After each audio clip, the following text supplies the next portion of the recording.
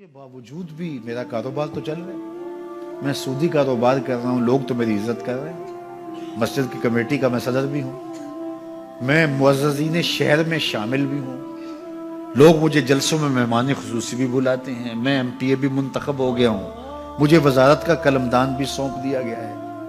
وہ میاں اللہ کی نظر میں ان چیزوں کی اہمیت ہی نہیں ہے، یہ چیزیں ہوتی کیا ہیں؟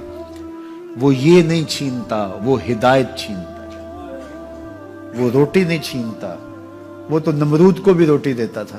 اس نے کبھی سورج کو منع نہیں کیا کہ اس کے گھر میں روشنی نہ کر، یہ حامان کا گھر ہے، یہ قارون کا گھر ہے، یہ میرے دشمنوں کا گھر ہے، اس کے گھر میں روشنی نہیں ہونی چاہیے۔ چاند کو کہتا ہے اپنی کرنیں بکھیر، سورج کو کہتا ہے اپنی روشنی بکھیر۔ جس طرح باجزید کے گھر میں روشنی ہوتی ہے، اس مکار کے گھر میں بھی ایسی روشنی ہوتی ہے، فرق نہیں پڑتا۔ تو وہ کرم نوازیاں تو نہیں رکتی، لیکن اللہ جب کسی سے ناراض ہوتا ہے تو اس سے ہدایت کی توفیق سلب کر لیتا ہے، تو اعلان جنگ ہوتا ہے۔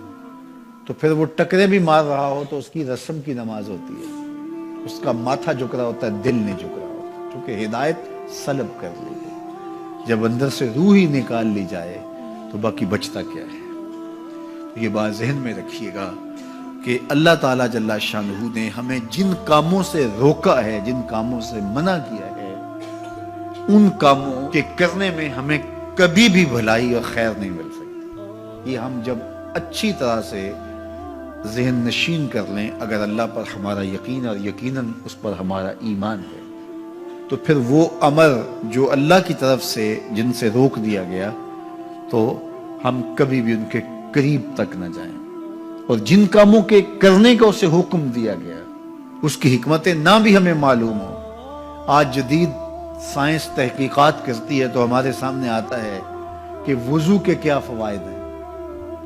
آج ہمیں لوگ بتاتے ہیں کہ جناب آپ امامہ باندھیں گے تو سن سٹروک سے بچ جائیں گے۔ آج دنیا تحقیق اور جستجو کر کے نماز اور دوران خون اور جو ہے وہ نماز کی برکتیں اور کتنی بیماریوں سے نماز کے ذریعے سے بچنے کی کہانیاں سناتے ہیں۔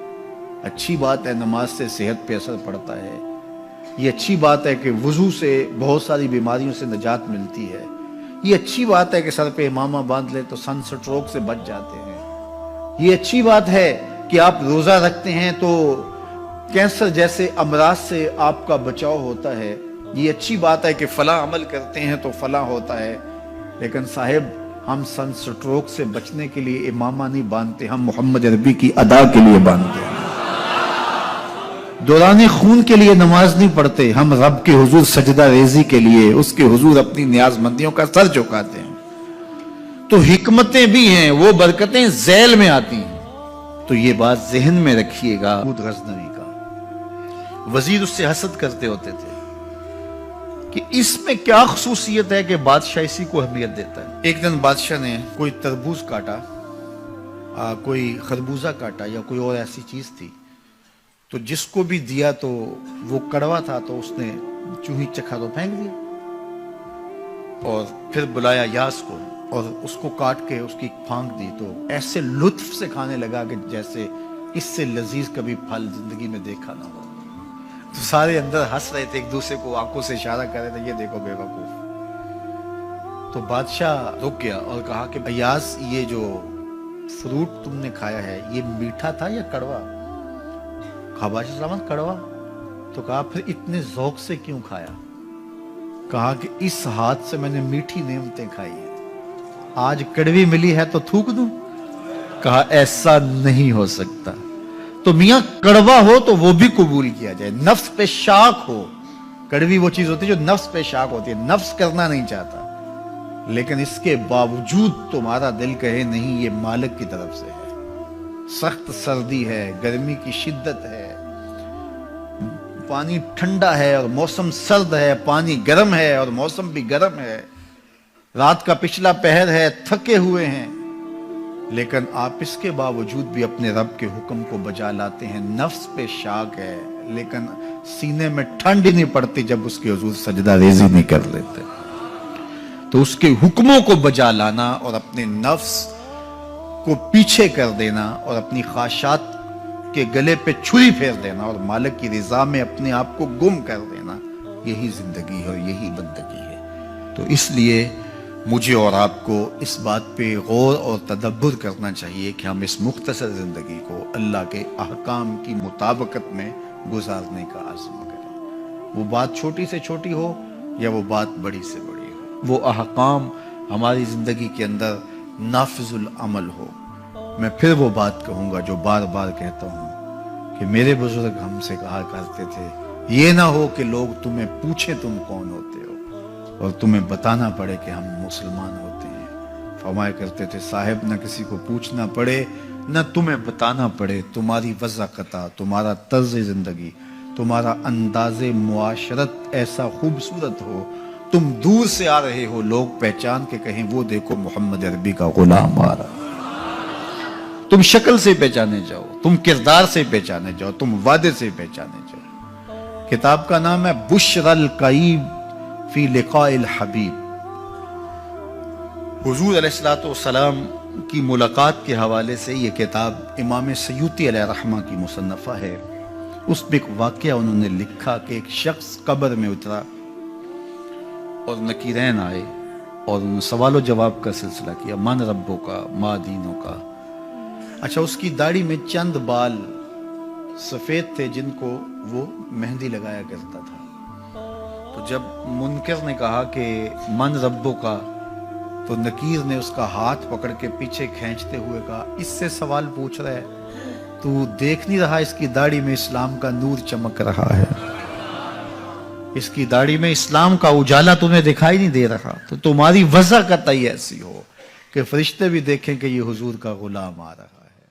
اللہ کے ذکر سے رخ پھیر لے، اللہ کی یاد سے رخ پھیر لے، اللہ کے دین سے اعراض کرے، تو پھر خدا شناسی، قناعت، توکل اور اعمال خیر تو اس سے چھن ہی جائیں گے، اس کو خود فراموشی کے عذاب میں مبتلا کیا جاتا ہے۔ اور قرآن مجید نے ایک دوسرے مقام پہ ارشاد فرمایا وَلَا تَكُونُوا كَالَّذِينَ نَسُوا اللَّهَ فَأَنسَاهُمْ أَنفُسَهُمْ، ان لوگوں کی طرح نہ ہو جانا جنہوں نے رب کو بھلا دیا، وہ بھول گئے، اپنے رب کو بھول گئے، غفلت ایسی طاری ہوئی، سویر سے لے کر شام تک اور شام سے سویر تک دنیا دنیا اور دنیا ہی مقصد حیات بن گیا۔ دنیا میں آئے کس لیے تھے، مقصد کیا تھا، بھول گئے۔ میلہ دیکھنے کے لیے آئے تھے، گھر کا راستہ بھول گئے۔ اللہ اکبر۔ تو فرمایا تم ان لوگوں کی طرح نہ ہو جانا۔ پھر اللہ نے انہیں سزا کیا دی، رزق کے دروازے بند کر دیے؟ نہیں۔ ان کی سانسیں چھین لی؟ نہیں۔ سورج کو حکم دے دیا اس کے آنگن میں روشنی نہ بھیجنا؟ نہیں۔ چاند کو چاندنی بکھیرنے سے روک دیا؟ نہیں۔ آب و ہوا روک دی گئی؟ نہیں۔ انہیں کیا سزا ملی جنہوں نے رب کو بھلا دیا؟ فرمایا فَأَنسَاهُمْ أَنفُسَهُمْ، اللہ نے انہیں ان کی ذاتوں سے انہیں بے خبر کر دیا۔ جو خدا فراموش ہوئے وہ خود فراموش ہو گئے، انہیں اپنے آپ سے ہی آگاہی نہ رہی۔ اور مجھے بتاؤ، جسے یہ بھی نہ پتا ہو کہ میں کون ہوں، اپنی شناخت جو بھول جائے، اس کے پلے ہوتا کیا ہے؟ اقبال نے کہا تھا نا، اپنے من میں ڈوب کر پاجا سراغ زندگی، تو میرا نہیں بنتا تو نہ بن، اپنا تو بن۔